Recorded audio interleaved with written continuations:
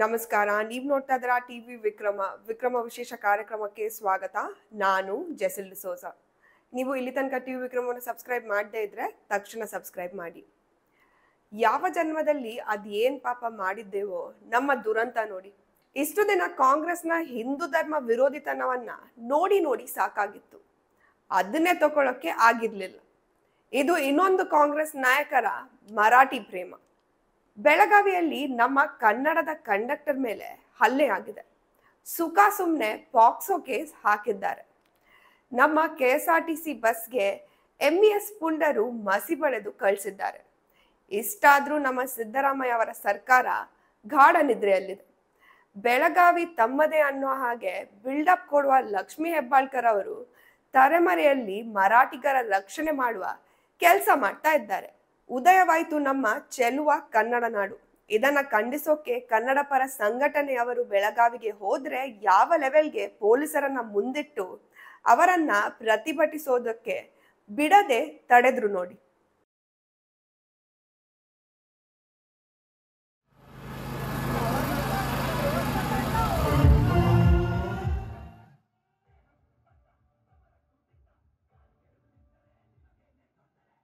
ಹಿಂದಿ ಭಾಷೆ ಹೇರಿಕೆ ಅಂತ ಬೊಬ್ಬೆ ಹಾಕ್ತಿದ್ದ ಮಹಾಶಯರೇ, ಈಗ ಯಾವ ಬೆಳದಲ್ಲಿ ಕೂತಿದ್ದೀರಾ? ಭಾಷೆ, ನಾಡು, ಗಡಿ, ಈ ನೆಲದ ಅಸ್ಮಿತೆ ವಿಚಾರ ಬಂದಾಗ ಜಾತಿ ಭೇದ ಭಾವ ಅಷ್ಟೇ ಯಾಕೆ, ಪಕ್ಷಾತೀತವಾಗಿ ಧರ್ಮಾತೀತವಾಗಿ ಒಟ್ಟಾಗ್ಬೇಕು. ಆದ್ರೆ ಇಲ್ಲಿ ಕಾಂಗ್ರೆಸ್ ನಾಯಕರು ಅಧಿಕಾರದ ಆಸೆಗೆ ಮರಾಠಿಗರ ಓಟ್ಗೆ, ಮರಾಠಿಗರ ಓಲೈಕೆಗೆ ಮುಂದಾಗಿದ್ದಾರೆ. ಲಕ್ಷ್ಮೀ ಹೆಬ್ಬಾಳ್ಕರ್ ಅವರನ್ನ ಕೇಳಿದ್ರೆ ಅಯ್ಯೋ ನಮ್ಗೆ ಮರಾಠಿಗರು ಓಟ್ ಹಾಕಿದ್ದಾರೆ, ಅವರನ್ನ ಬಿಡಕ್ಕೆ ಆಗುತ್ತಾ ಅಂತಿದಾರಲ್ಲ. ಲಕ್ಷ್ಮೀ ಹೆಬ್ಬಾಳ್ಕರ್ ಅವರೇ ಮರಾಠಿಗರನ್ನ ಬಿಡಿ ಅಂತ ಹೇಳ್ತಾ ಇಲ್ಲ, ನಿಮ್ಗೆ ಕನ್ನಡಿಗರ ಕೈ ಬಿಡ್ಬೇಡಿ ಅಂತ ಹೇಳ್ತಾ ಇರೋದು. ಲಕ್ಷ್ಮೀ ಹೆಬ್ಬಾಳ್ಕರ್ ಅವರ ಮರಾಠಿ ಪ್ರೇಮ ಇದೇ ಫಸ್ಟ್ ಟೈಮ್ ಅಲ್ಲ, ಇದು ಮೊದಲಿನಿಂದಲೂ ಇದೆ. ಈಗ ಒಂದೊಂದೇ ವಿಡಿಯೋಗಳು ಹೊರಗಡೆ ಬರ್ತಾ ಇದೆ. ಲಕ್ಷ್ಮೀ ಹೆಬ್ಬಾಳ್ಕರ್ ಅವರು ಒಂಥರ ರಶ್ಮಿಕಾ ಮಂದನ ಇದ್ದಾಗೆ. ಅವರು ಕೂಡ ಹಾಗೇನೆ ಹುಟ್ಟಿದ್ದು ಇಲ್ಲಿ, ಅವರನ್ನ ನಟಿಯಾಗಿ ಮಾಡಿದ್ದು ಕೂಡ ನಮ್ಮ ಕನ್ನಡದವರೇ. ಆದ್ರೆ ಪರಭಾಷೆ ಹೋಗ್ತಿದ್ದಂಗೆ, ನೇಮ್ ಫೇಮ್ ಬರ್ತಾ ಇದ್ದಂಗೆ ಕನ್ನಡ ಅಂದ್ರೆ ಏನು ಅಂತ ಹಾಗೆ ಆಡೋಕೆ ಶುರು ಮಾಡಿದ್ರು. ಲಕ್ಷ್ಮೀ ಹೆಬ್ಬಾಳ್ಕರ್ ಅವರು ಅಷ್ಟೆ, ಅವರನ್ನ ಗೆಲ್ಲಿಸಿದ್ದು ಕನ್ನಡದವರು, ಸಚಿವೆಯನ್ನ ಮಾಡಿದ್ದು ಕೂಡ ಕನ್ನಡದವರು. ಆದ್ರೆ ಅವರಿಗೆ ಮಾತ್ರ ಮರಾಠಿ ಪ್ರೇಮ. ಲಕ್ಷ್ಮೀ ಹೆಬ್ಬಾಳ್ಕರ್ ಮರಾಠಿ ಪ್ರೇಮ ಇದೇನು ಹೊಸದಲ್ಲ. ಈ ಹಿಂದೆ ಕೂಡ ಬೆಳಗಾವಿ ಮಹಾರಾಷ್ಟ್ರಕ್ಕೆ ಸೇರಿದ್ರೆ ನಾನು ಎಲ್ಲರ್ಕಿಂತ ಮೊದಲು ಜೈ ಮಹಾರಾಷ್ಟ್ರ ಅನ್ನುವೆ ಅಂದಿದ್ದಾರೆ. ಕೇಳಿಸ್ಕೊಳ್ಳಿ ಅಲ್ಲ ಇದೊಮ್ಮೆ.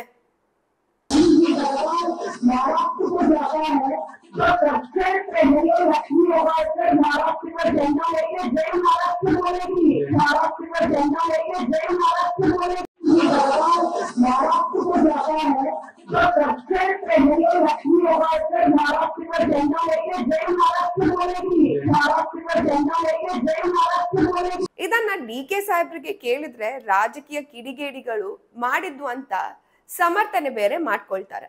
ಲಕ್ಷ್ಮೀ ಹೆಬ್ಬಾಳ್ಕರ್ ಅವರು ಮರಾಠಿಯಲ್ಲಿ ಮಾತಾಡೋದ್ರ ಜೊತೆಗೆ ಮಹಾರಾಷ್ಟ್ರಕ್ಕೆ ಬೆಳಗಾವಿಯನ್ನ ಸೇರಿಸಿ ನಾನು ಮೊದಲು ಜೈ ಅಂತೀನಿ, ಬಾವುಟವನ್ನು ಹಿಡಿತೀನಿ ಅಂತ ಮಾತಾಡೋ ಆಡಿಯೋ ವೈರಲ್ ಆಗಿದೆ ಎಲ್ಲ ಸೋಷಿಯಲ್ ಮೀಡಿಯಾಗಳಲ್ಲಿ. ನೋಡಿ, ನಿಮ್ಗೆ ಯಾರೋ ಅವರ ರಾಜಕೀಯ ಕಿಡಿಗೇಡಿಗಳು ತಪ್ಪು ಮಾಹಿತಿಯನ್ನ ಕೊಟ್ಟಿದ್ದಾರೆ.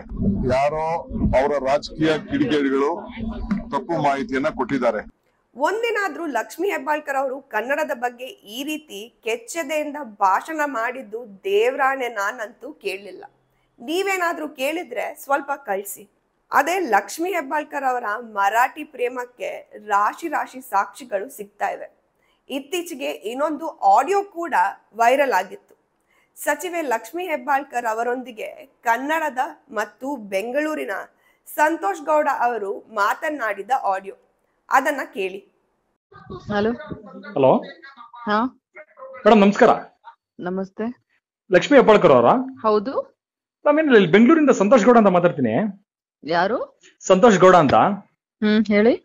ಇಲ್ಲಿ ಫೇಸ್ಬುಕ್ ಅಲ್ಲಿ ನಿಮ್ದೊಂದು ಯಾವ್ದೋ ಒಂದು ಫೋಟೋ ನೋಡಿದೆ.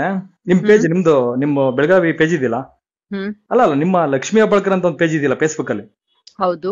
ಅದರಲ್ಲಿ ಯಾವ್ದೋ ಒಂದು ಟ್ಯಾಂಕರ್ ಅಲ್ಲಿ ನೀರ್ದು ಉದ್ಘಾಟನೆ ಮಾಡೋದೊಂದು ಫೋಟೋ ಹಾಕಿದ್ರು, ನೋಡಿದೆ.